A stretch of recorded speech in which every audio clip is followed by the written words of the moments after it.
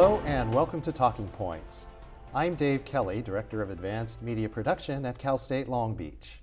Today we're going to talk about the rising popularity and abundance of estate sales. My guest today is Wayne Halbritter. Mr. Halbritter is the owner and operator of an estate sales company known as Trunkful of Treasures. Welcome, Wayne, and thank you for joining us on Talking Points. Thank you. Well, we're going to talk about the popularity of estate sales a little bit later in the program, and we'll talk about why there seems to be more of an abundance, as I mentioned in that open. But I first want to help our audience to understand what exactly it is we're talking about when we say estate sale, because the typical person might be driving down the street on a weekend, and on one street they might see a sign that says estate sale, and then they drive a little further, and then on another street there's a sign that says garage sale or yard sale. So give us a sense of what the difference is between that estate sale and that yard sale or garage sale. Sure. A lot of times a garage sale is going to be items that you no longer want to use. You got a new lawnmower and you're getting rid of the old lawnmower, that kind of stuff. An estate sale is going to be more of a family has a situation where they have a house full of items that they can that they can't put as part of their own houses, and so they need to liquidate the contents of the house so that they can sell the house, rent the house, or do whatever it is that they need to do with the physical property. So we're talking about estate liquidation here, Yes. actually. And so to correlate this with what I might be thinking about here, if my garage is getting so full of stuff that I can't even park a car in the garage, I need to clear out the garage just so I can get the car in there. That's Right. the garage sale. Right. The estate sale is everything goes in the house because something is going on to liquidate that estate. Absolutely. Well, we jokingly say, but for us, we've literally sold, in an estate sale, we've literally sold everything from rocks to a Rolls Royce. We sell clothing, we sell furniture, artwork, jewelry, whatever it is that needs to be removed from the house so that the family can do what they need to do with. And so if someone wants to liquidate an estate through an estate sale, what are some advantages there are in doing it through an estate sale as opposed to just hiring somebody to come in and just take everything out? You're going to get, frankly, you're going to get more money as opposed to paying to have it thrown away. And I've actually had people that I've met, they said, gosh, we wish we'd known about you 6 months ago. Our family member passed away, and the family members, they went to the funeral, they came back, they each took a few pieces what they wanted, and the rest of it was put in a 20-yard dumpster, which is a shame to hear because there's stuff that people can actually continue to use. And the way that I say it to customers that visit me is like, we're giving the next person an opportunity to love it as much as your family member did.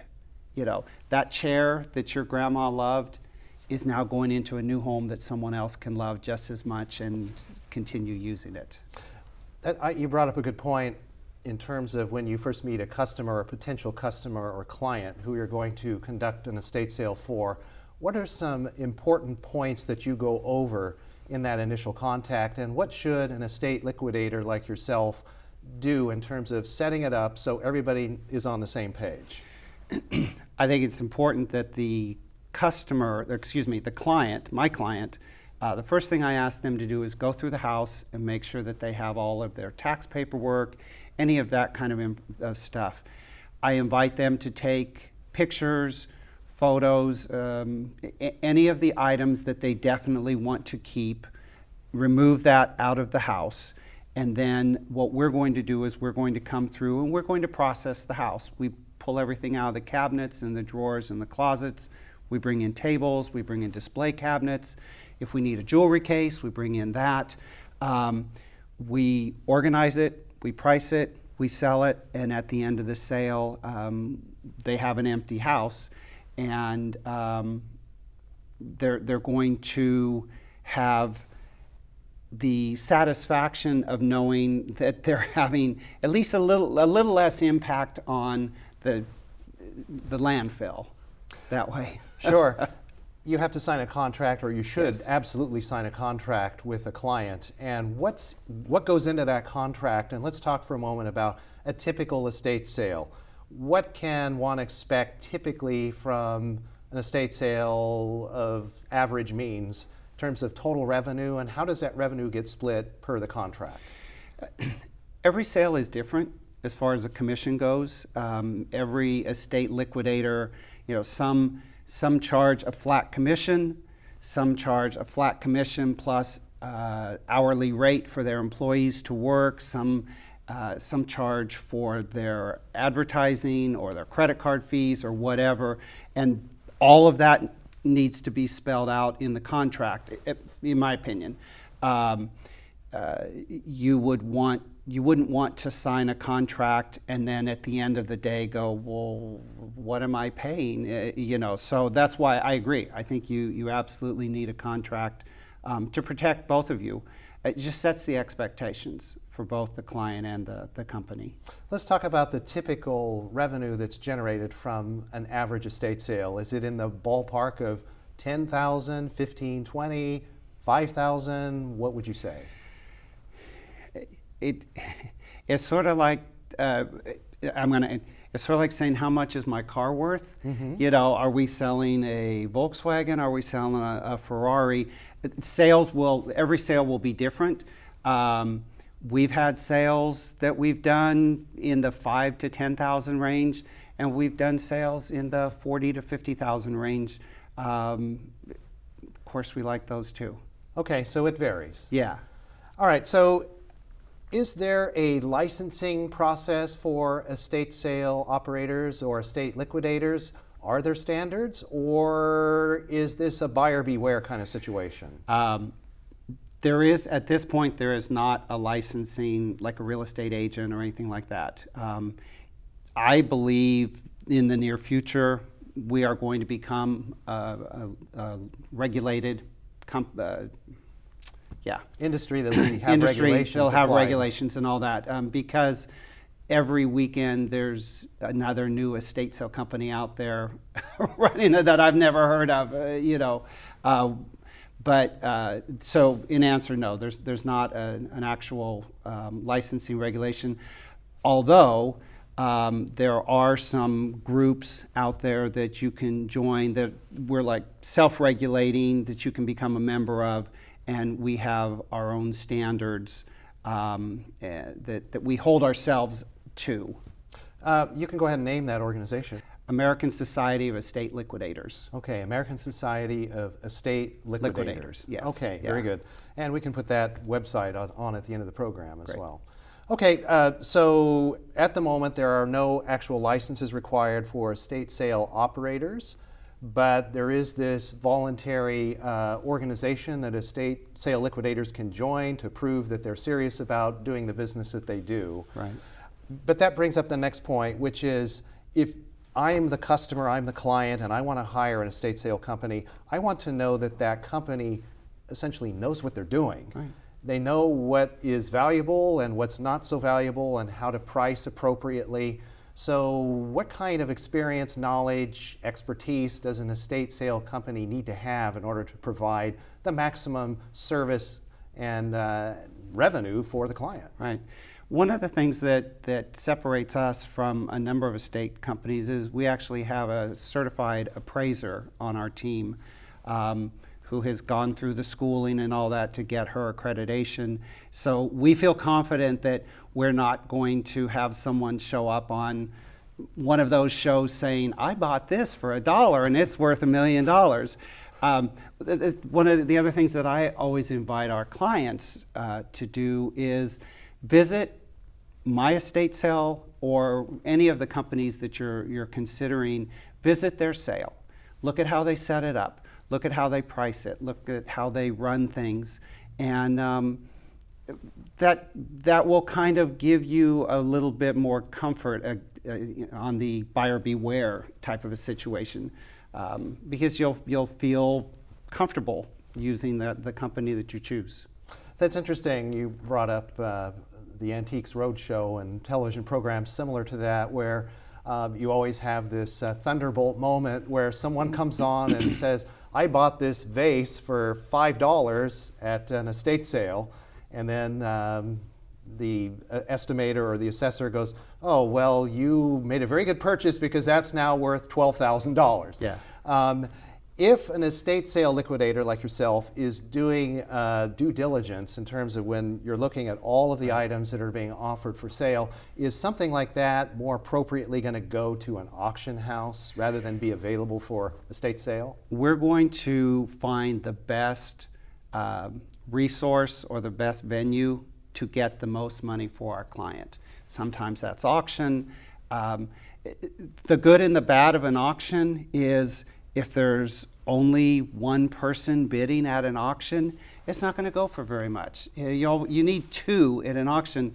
There will be a number of times where finding a private collector is going to be bring the most money for you. Mm-hmm. So there are different ways to liquidate in the estate. The estate sale is to take care of most of the items, clear everything out, and of course there are different values for each item. But for those very rare pieces, if you have the expertise, you try to spot those and deal with them separately. Right, exactly. We had a situation where a family gave us a painting. She hadn't hung it in her house for a long time. And she said, can you do something with this? We did the appropriate research. We found out that the best way of liquidating that was indeed an auction, and she was very happy when we sold it for $5,000 for her. So she was very happy with that. Well, it's also, you have to walk a bit of a fine line here because you want to generate as much revenue as you can for your client, but people coming to estate sales want to get a good deal. Right. So you need to know how to price it so that it's fair pricing, a good price for the client, and also attractive for the buyers. How do you walk that fine line?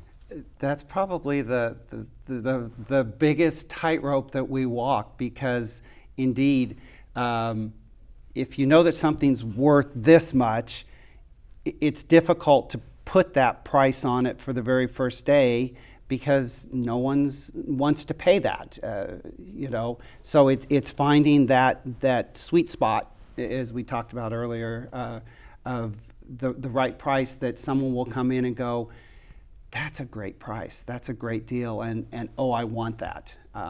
Yeah. Okay, well, on that note, we're going to go to the break, and when we come back from the break, we'll talk about marketing and competition from other estate sales, and why has there been such a growth in the popularity of estate sales. Stay tuned.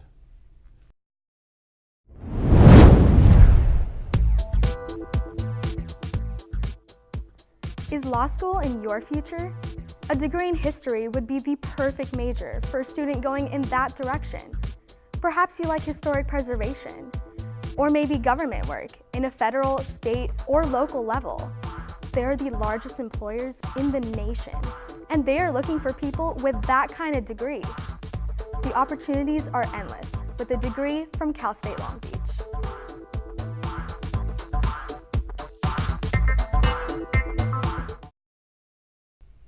Welcome back to Talking Points. I'm Dave Kelly, and my guest today is Wayne Halbritter. Wayne, we were talking about estate sales in the first half, of course, and I mentioned before we went to the break that we're going to talk about marketing, competition, and why these sales are in more abundance and why they're so popular today. And I have a feeling you're going to start by telling me about the internet, so go ahead.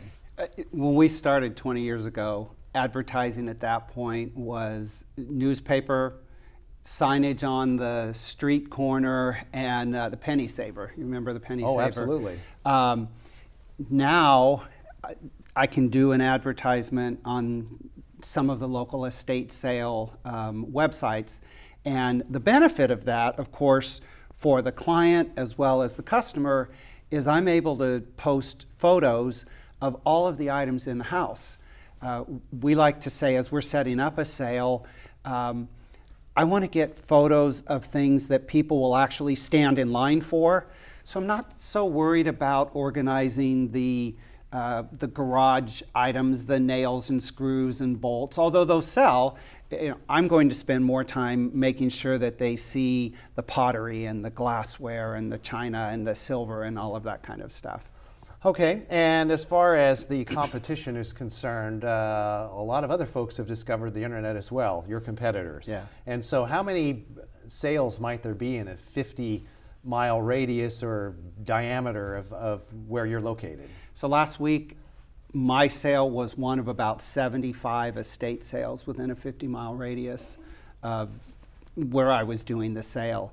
And every weekend, it's similar. I mean, it varies. I'm happy when I'm doing a sale and there's only 30 estate sales that weekend, because I think it's going to be a good day. And when we talk about increasing numbers, we need to take a look at some demographic shifts that are occurring in our population.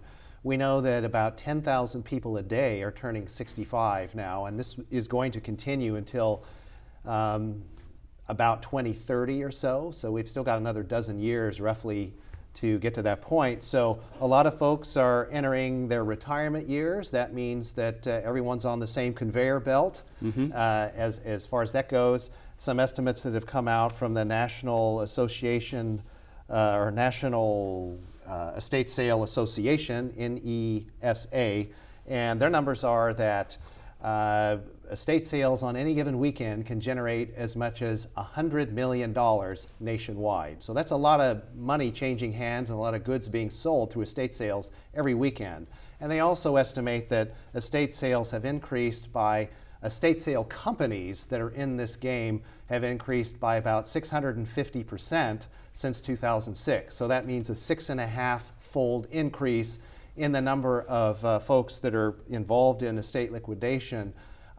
So how do you manage to compete with the competition? You mentioned the website. Photography is a big part of that. You talked about getting the word out. Do you do some also pre-marketing in the neighborhoods and so on? We give out notices to all the neighbors to let them know that we're going to be doing a sale. We have our own email list. And these are people that have actually been to our sales before, and they say, please let me know when you're having another one. So we'll send them an invitation to our upcoming sales. Okay, and so if people want to know about estate sales, they can go to estatesales.net and obviously look at a particular zip code and within the 50-mile radius that you're talking about. Right, and they can go by state or break it down to even by city. Mm-hmm. And are you seeing the crowds forming, large crowds as a result of this popularity and the trend toward more estate sales? It was kind of funny as we were talking during the break, how that it comes down to the stuff. I mean, whatever's in the house is going to, there's always people that will stop just because they see a sign or they see a crowd. They'll stop for an estate sale. But the hardcore shoppers, as we like to call them, they're looking at the pictures. They're looking to see what's there, and they're looking to see, oh, I need to add that into my collection. I want to add that into, I want to buy that as a gift for somebody. And so that's what brings them to the estate sales.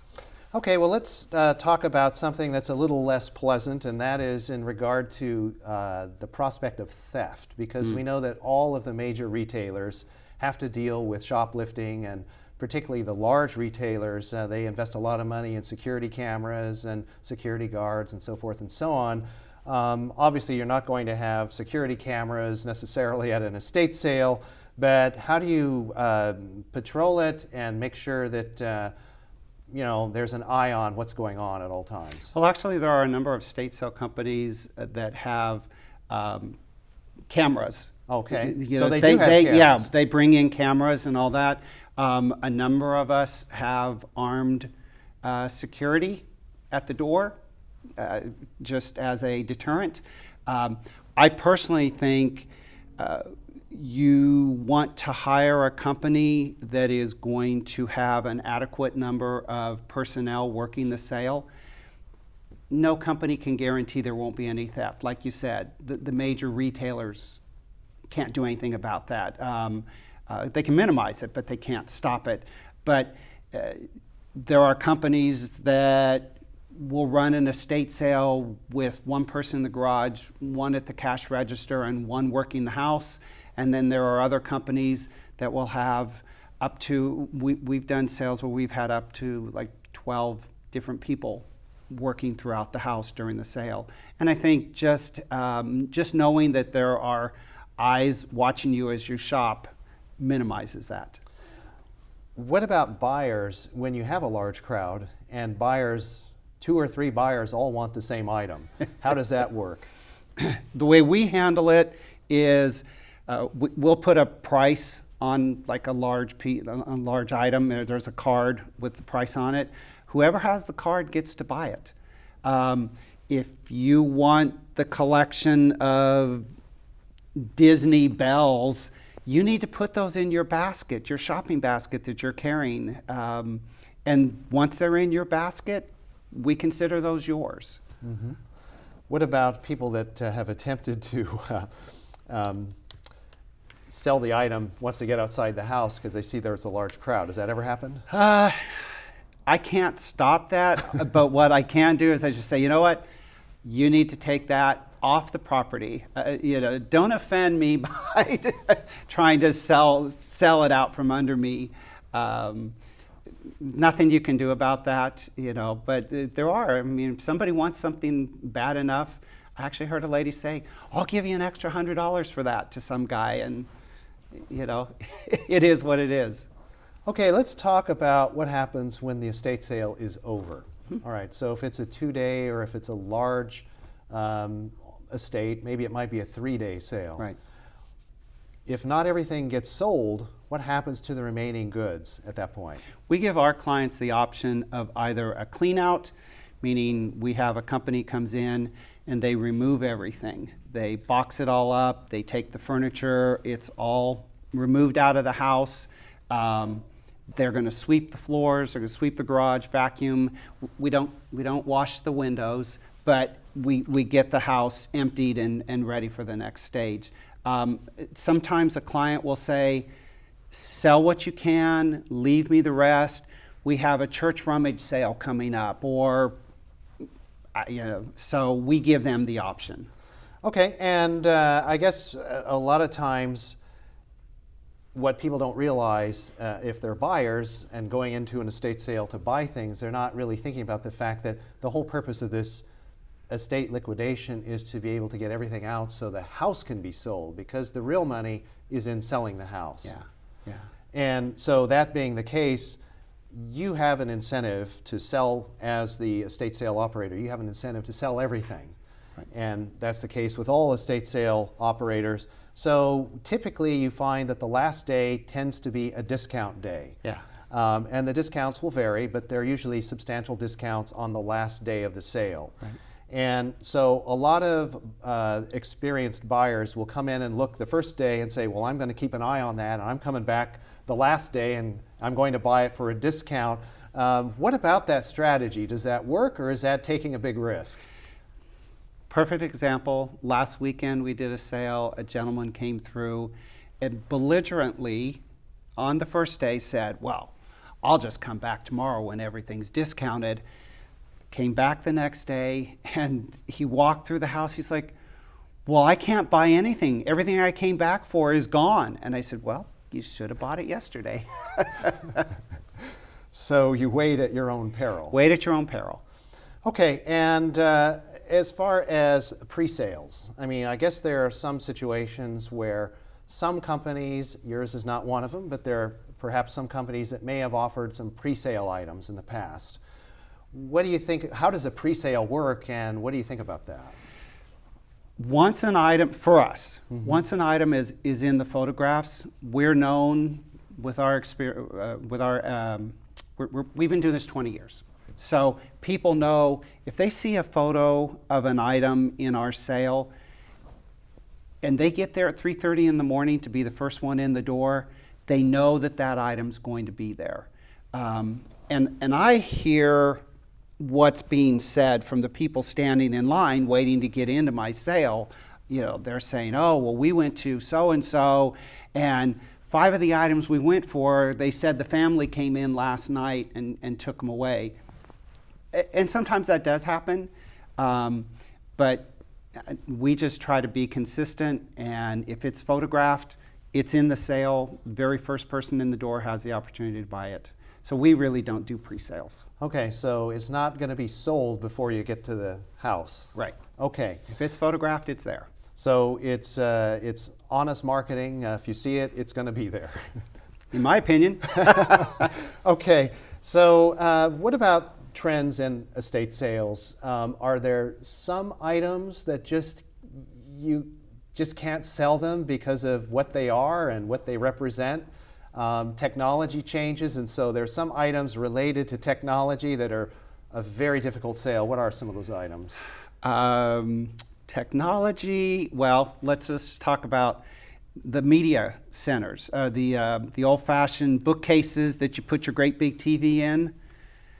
They don't sell anymore because everybody has a flat screen and they hang them on the wall. So those kind of things.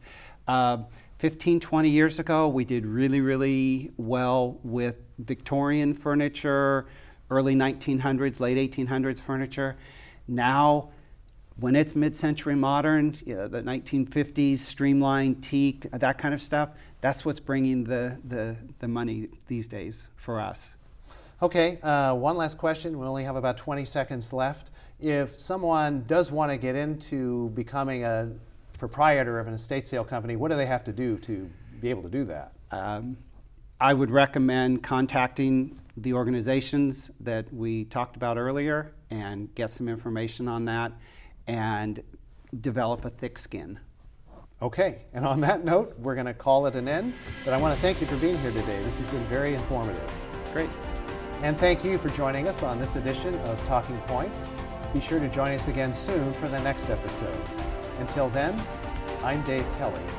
Have a nice day.